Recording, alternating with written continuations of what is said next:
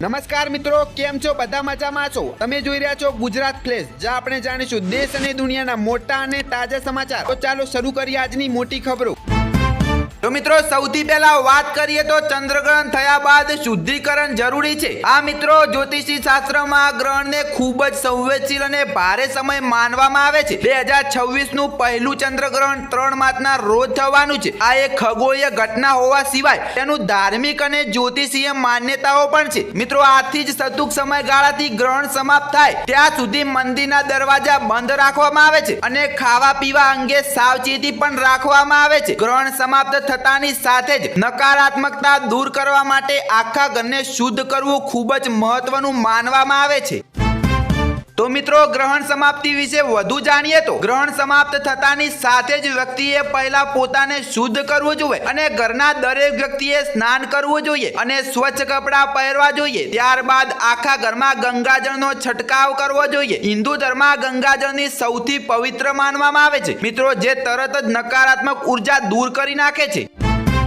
અને મિત્રો, બીજી વાત કરીએ તો ચંદ્રગ્રહણ બાદ ઘરના મંદિરનું શુદ્ધિકરણ કરવું બહુ જ જરૂરી છે, કેમ કે ગ્રહણ દરમિયાન દરવાજા બંધ હોય છે અને પહેલા મૂર્તિઓમાંથી જૂના વસ્ત્રો દૂર કરવામાં આવે છે. મંદિરના દરેક ખૂણાને સ્વચ્છ પાણીથી સાફ કરો અને મૂર્તિઓને ગંગાજળથી સ્નાન કરાવો. ત્યારબાદ તેમને નવા વસ્ત્રો પહેરાવો અને ફરીથી સ્થાપિત કરો. મિત્રો, જૂના ફૂલો અને માળા કાઢી નાખો, કેમ કે તે અશુદ્ધ માનવામાં આવે છે. મંદિરના તાજા ફૂલો અપૂર્ણ કરો અને ધૂપ અને દીવા પ્રગટાવો. મિત્રો, આ શુદ્ધિકરણ બાદ આરતી કરો, કેમ કે આરતી અને મંત્રોચ્ચારનો અવાજ ઘરના વાતાવરણને શાંતિમય અને સકારાત્મક બનાવે છે.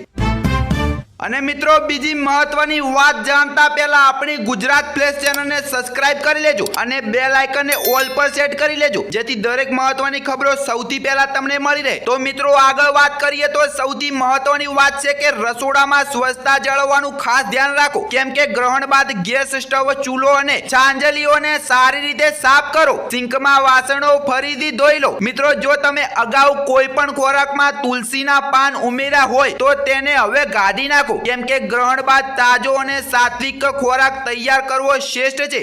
અને મિત્રો, તમારા આખા ઘરને શુદ્ધ કરવા માટે આ સરળ યુક્તિ અજમાવો. મિત્રો, પોતું કરતી વખતે પાણીમાં 1 ચમચી મીઠું ઉમેરો, કેમ કે મીઠું વાસ્તુ દોષો અને નકારાત્મક ઉર્જાને શોષી લે છે. મિત્રો, તમારા ઘરના મુખ્ય પ્રવેશદ્વાર પર ગૌમૂત્ર છંટકાવ કરવો પણ ખૂબ જ શુભ અને શુદ્ધિકરણ માનવામાં આવે છે.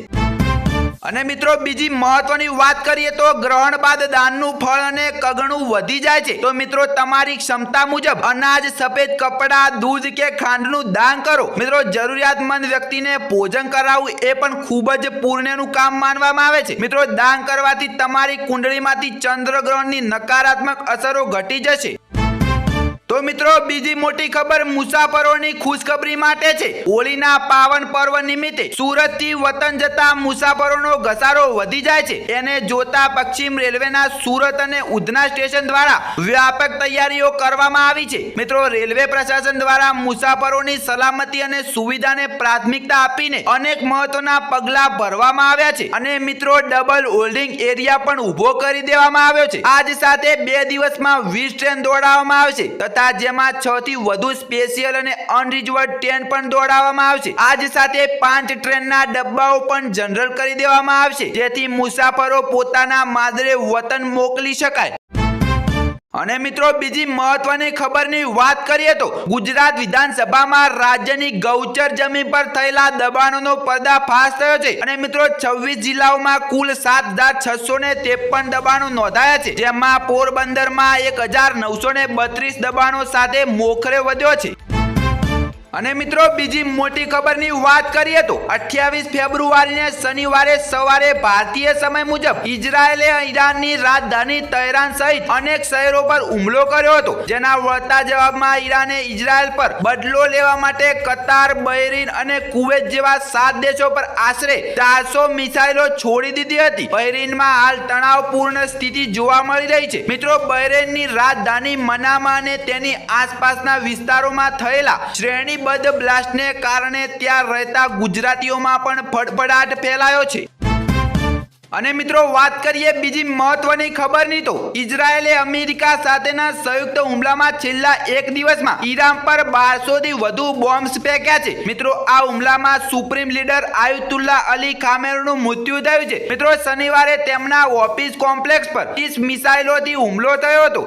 મિત્રો હુમલામાં તેમની પુત્રી જમાઈ પુત્રવધુ અને પૌત્રી સહિત કોમ્પ્લેક્સમાં આજે 40 કમાન્ડરો પણ માર્યા ગયા છે। હુમલા સમયે ખામેની કમાન્ડરો સાથે મીટિંગ કરી રહ્યા હતા। ઇઝરાયેલના વડાપ્રધાન નેતન્યાહુએ શનિવારે મોડી રાત્રે ખામેનીની મૃત્યુની વાત કરી હતી। તેના થોડા સમય પછી અમેરિકાના રાષ્ટ્રપતિ ટ્રમ્પે પણ તેમના મૃત્યુનો દાવો કર્યો હતો। મિત્રો રવિવારે સવારે ઈરાનની સરકારી મીડિયા એજન્સી તસ્નીમ અને ફાર્સે પણ તેની પુષ્ટિ કરી હતી। અને મિત્રો બીજી મહત્વની વાત કરીએ તો મધ્ય પૂર્વમાં ચાલી રહેલા યુદ્ધ સમાન પરિસ્થિતિ વચ્ચે એક ગંભીર ઘટના સામે આવી છે। હોર્મુઝ સ્ટ્રેટ વિસ્તારમાં ઓમાનના દરિયાકાંઠે પસાર થઈ રહેલા એક તેલ ટેન્કર પર ઈરાને હુમલો કર્યો હોવાનો દાવો કરવામાં આવી રહ્યો છે। મિત્રો આ હુમલો અમેરિકા અને ઇઝરાયલ દ્વારા કરવામાં આવેલા સંયુક્ત હુમલાના બદલા તરીકે થયો હોવાનું ઈરાન તરફથી કહેવાઈ રહ્યું છે। મિત્રો બીજી મોટી ખબર સામે આવી છે કે ઈરાન અને ઇઝરાયલ વચ્ચેના યુદ્ધની સીધી અસર હવે સુરતના અર્થતંત્રની કરોડરજ્જુ સમાન ટેક્સટાઇલ હીરાને જ્વેલરી ઉદ્યોગ પર પડવાની ભીતિ સવાઈ રહી છે। મિત્રો એક તરફ કેન્દ્ર સરકાર દ્વારા ડાયમંડ જ્વેલરી પર ટેરિફમાં રાહત મળતા વેપારીઓમાં નવી આશા જન્મી હતી, પરંતુ યુદ્ધના ભણકારાએ આશા પર પાણી ફેરવી દીધું છે। મિત્રો આમ આ યુદ્ધ હવે સુરતના અર્થતંત્રને વેરવિખેર કરી નાખે એવી સંભાવનાઓ વ્યક્ત કરવામાં આવી રહી છે। મહત્વની ખબરની વાત કરીએ તો અમેરિકા અને ઇઝરાયેલના હુમલામાં ઈરાનના સુપ્રીમ લીડર અયાતુલ્લા અલી ખામેનીનું મૃત્યુ થયું છે। જો યુદ્ધ લાંબુ ચાલશે અને તેલ માર્ગ હોર્મુઝ સ્ટ્રેટ બંધ થશે તો ક્રૂડ ઓઇલના ભાવ વધી શકે છે। મિત્રો તેની અસર ભારતમાં તેલ શેર બજાર અને સોના ચાંદી પર જોવા મળી શકે છે। મિત્રો દિલ્હીમાં પેટ્રોલ 95 રૂપિયા પ્રતિ લીટરથી વધીને 105 સુધી પહોંચી શકે છે। મિત્રો જ્યારે ડીઝલ 88 રૂપિયાથી વધીને 96 રૂપિયા સુધી પહોંચી શકે છે। તેનું કારણ એ છે કે ભારત તેની જરૂરિયાતો 90% તેલ આયાત કરે છે, તેમાંથી લગભગ 50% ક્રૂડ હોર્મુઝના માર્ગે આવે છે। નિષ્ણાતોનું માનવું છે કે જો ઈરાન આ માર્ગને બ્લોક કરશે તો આંતરરાષ્ટ્રીય બજારમાં ક્રૂડ ઓઇલનો પુરવઠો ઘટશે અને કિંમતો $100 થી $120 પ્રતિ બેરલ સુધી પહોંચી શકે છે। અને મિત્રો હાલમાં બ્રેન્ટ ક્રૂડ $70 પ્રતિ બેરલની આસપાસ ટ્રેડ કરી રહ્યું છે। રોજ તાજા અને મોટા સમાચાર જોવા માટે આપણી ચેનલ ગુજરાત ફ્લેશને સબસ્ક્રાઇબ કરી લેજો। ધન્યવાદ।